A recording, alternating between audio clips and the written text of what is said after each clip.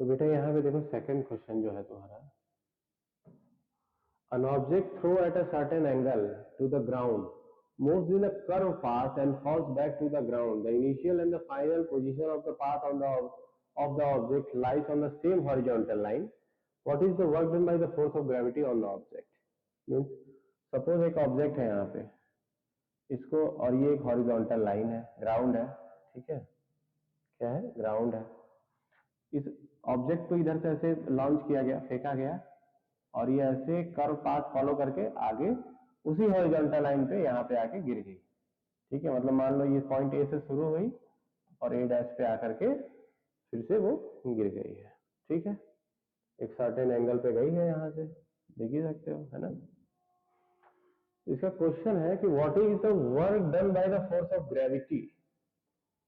Work done by gravity पूछ रहा है।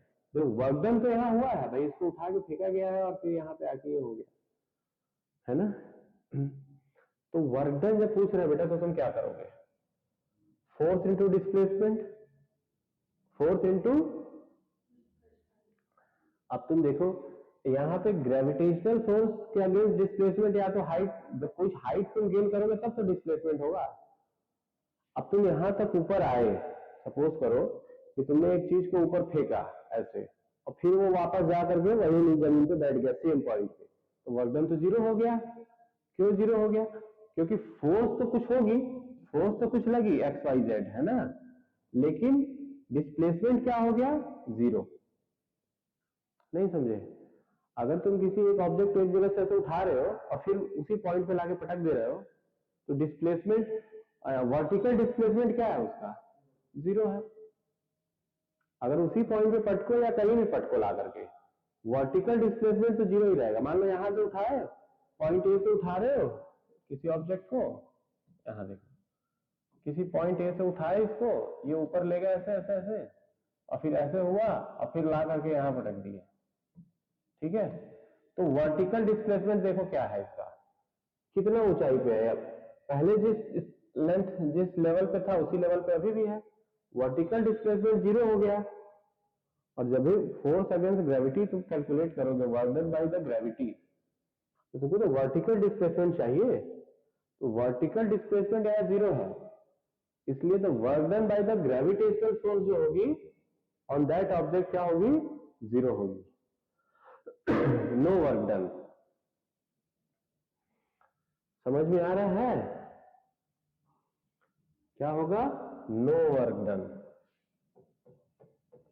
No work done by gravity. ये बात हमेशा ध्यान रखना कि no work done by gravity. ये भी तो मायने रखता है ना कि किसके बारे में पूछा है, no work done by force of gravity, okay. देखो अगर कोई एक, सपोज करो कि एक कोई फ्लाइंग मशीन है, वो किसी चीज को लेकर के यहां से यहां आके उड़ती, तो अगर तुम इसका वर्क डन पूछे होते उस मशीन का, तो कुछ ना कुछ आएगा, उस मशीन का वर्क डन आएगा। लेकिन फोर्स यहाँ पे work done by the force of gravity पूछा है, इसलिए जीरो है, ठीक है। चलिए तो नेक्स्ट पे आते हैं।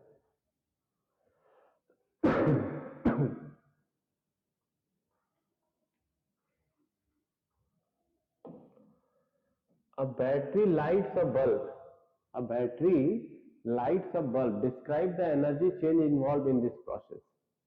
एक बैटरी जो है वो एक बल्ब को लाइट अप कर रही है, तो इसमें एनर्जी चेंज तो हो ही रहा है।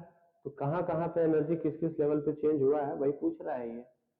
तो बेटा सबसे पहले जो तुम्हारी बैटरी होगी, है ना, जो तुम्हारी बैटरी होगी, ठीक, मान लो ये कोई एक बैटरी है अगर तुम्हारी, तो बैटरी में से वायर कनेक्ट करके तुम क्या जला रहे हो, बल्ब जला रहे हो, है ना, ये तुम्हारा बल्ब जल रहा है। तो बैटरी के अंदर जो है ना केमिकल एनर्जी जो है वो किसमें कन्वर्ट हो रही है, इलेक्ट्रिकल एनर्जी में। किसमें कन्वर्ट हो रही है, और उस इलेक्ट्रिकल एनर्जी से वो इलेक्ट्रिकल एनर्जी ये बल्ब कंज्यूम कर रहा है और वो इलेक्ट्रिकल एनर्जी को ये किससे कन्वर्ट कर रहा है, लाइट एनर्जी में। ठीक है बेटा, समझ में आ रहा है? तो क्या क्या चीज हो रहा है यहाँ पे, chemical energy, chemical energy convert हो रहा है, किसमें कन्वर्ट हो रहा है, इलेक्ट्रिकल में। ठीक है, और फिर ये इलेक्ट्रिकल किसमें कन्वर्ट हो रहा है, लाइट में। क्लियर? या एनर्जी लिख लीजिएगा, एनर्जी, एनर्जी। तो chemical energy then converted into the electrical energy, then electrical energy converted into the light energy. ये प्रोसेसेस हो रहे हैं इसमें। क्लियर? चलिए मूव करते हैं नेक्स्ट क्वेश्चन पे। Question number 4। A certain force acting on a 20 kg mass change its velocity from 5 meter per second to the 2 meter per second. Calculate the work done by the force. Question clear है बेटा कि एक 20 kg मास है, इसकी पहले इसकी velocity कितनी थी, 5 मीटर पर सेकेंड, अब बाद में कितनी हो गई, 2 मीटर पर सेकेंड। रिड्यूस हुई है, धीरे हुआ है। जैसे ब्रेक लगाने पे गाड़ी के धीरे हो जाता है, या कोई पकड़ के खींच दे साइकिल को तो धीरे हो जाती है, या गाड़ी को भी खींच सकते हो अगर ज्यादा मजबूत हो तो। Calculate the work done by the force. जैसे गाड़ी है, ब्रेक लगाओगे तो क्या करेगी, वेलोसिटी को रिड्यूस करेगी, तो ब्रेक वर्क डन तो कर ही रहा है ना वो।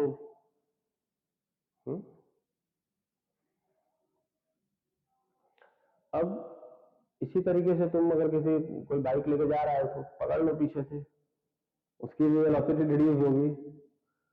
तो मजबूत रहने चाहिए, पता चलेगा तुमको भी लेके जाए, वेलोसिटी तो रिड्यूस होगी, है ना।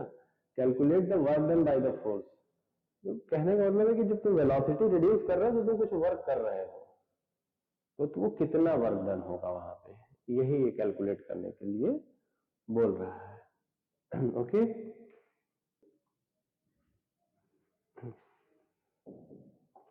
बेटा देखो इसमें क्या है कि एक certain force acting on a 20 kg mass change its velocity 5 metre per second to 2 metre per second.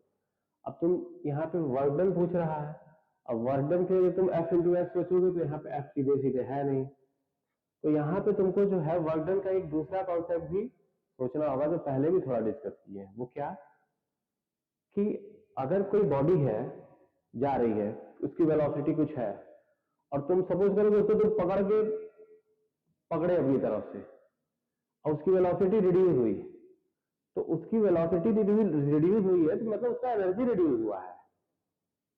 देखो सपोज करो कि अगर कोई एक गाड़ी जा रही है, एक व्हीकल मूव कर रही है, उसकी काइनेटिक एनर्जी कितनी है, उसकी काइनेटिक एनर्जी है, सपोज करो कि 100 जूल है।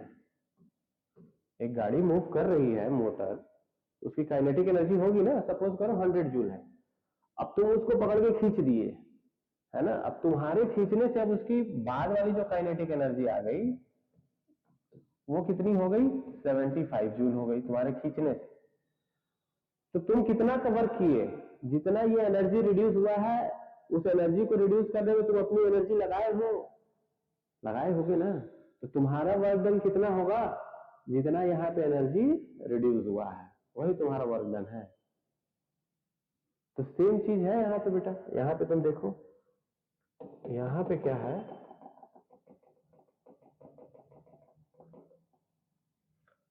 मास दिया है, वेलोसिटी दिया है फर्स्ट केस में, तो तुम इसकी काइनेटिक एनर्जी निकाल लो, और फिर बाद में भी मास तो वही रहेगा, बाद में वेलोसिटी कितनी हो गई, 2 मीटर पर सेकंड, तो वेलोसिटी रिड्यूस हुई है, तो वेलोसिटी रिड्यूस हुई मतलब काइनेटिक एनर्जी रिड्यूस हुई, तो जितनी काइनेटिक एनर्जी रिड्यूस हुई है वही तुम्हारा वर्क डन है। ठीक है, तो यहां पे क्या होगा बेटा, here work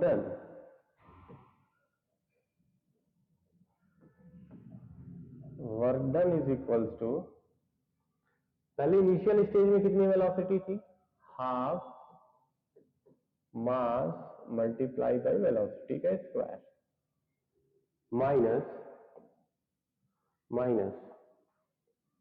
half mass multiply by velocity का स्क्वायर। एक्चुअली ये वर्क डन है नेगेटिव आने वाला है। अब इस वर्क डन को अगर हमें नेगेटिव लाना है तो फाइनल माइनस इनिशियल करेंगे, है ना। फाइनल एनर्जी क्या है, ये है। इनिशियल क्या है, ये है। तो फाइनल में से इनिशियल को माइनस करो, ठीक है। वहां पे तो तुम उसको नेगेटिव लाओगे। नेगेटिव ये दिखाएगा कि मोशन के अगेंस्ट में हुआ है वर्क डन।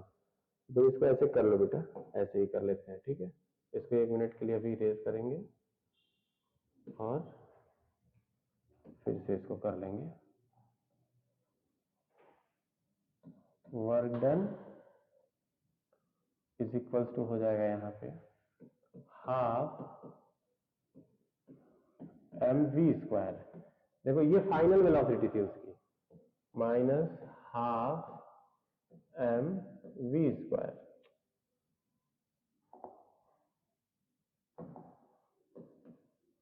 v², ठीक है। ये इनिशियल थी। अब इसको तुम सॉल्व करो। Half multiply by 20 can be taken as common ना, एंड 4 माइनस 25, तो 10 मल्टीप्लाई बाई 21 माइनस 21, तो minus 210 joule, minus 210 joule. Clear है। ये है यहाँ पे वर्क डन। माइनस 210 जूल का मतलब ये है कि वो वर्क जो है, वो जो फोर्स जो लगा है वो अगेंस्ट में लगा है इसके। ये तुम इसको चाहो तो उस तरीके से भी कर सकते हैं, माइनस का कोई बहुत मतलब नहीं है, ठीक है। वर्क डन तो वर्क डन होता है। क्लियर। वो नेगेटिव पॉजिटिव का कोई मतलब नहीं है उसमें। ये जरूर है कि अगर आप फोर्स का डायरेक्शन ये है, मोशन इधर हो रहा है और आप वर्क इधर डायरेक्शन में कर रहे हैं, तो वो नेगेटिव आ जाएगा। क्लियर। तो चलिए नेक्स्ट पे मूव करते हैं।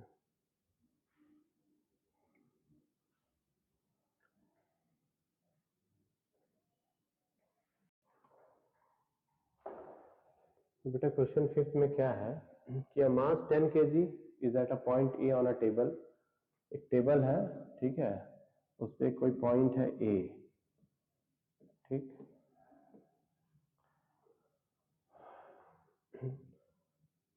It is moved to point B if the line joining A and B is horizontal। What is the work by the on the object by the gravitational force।